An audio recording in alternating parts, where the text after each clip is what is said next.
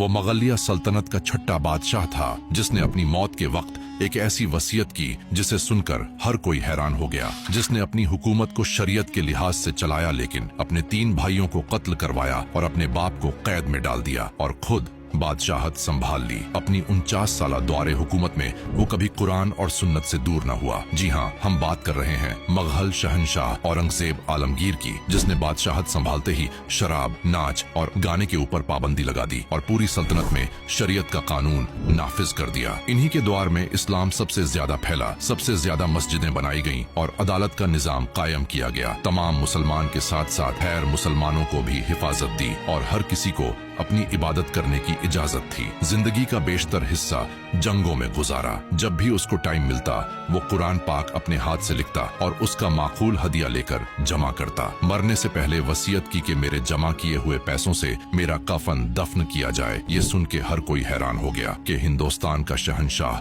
अपनी आखिरत के सामान के लिए मेहनत करता रहा, जहाँ पे तमाम मुग़ल बादशाहों के बड़े बड़े मजार बनाए गए। आपकी कब्र आज भी महाराष्ट्र के एक सादा मुकाम में मौजूद है, बगैर किसी अजीम मकबरे या संग ए मरमर के, जिस पर कुरान की तिलावत जारी रहती है। इस अजीम मुस्लिम तारीख के लिए लाइक, कमेंट और शेयर बनता है।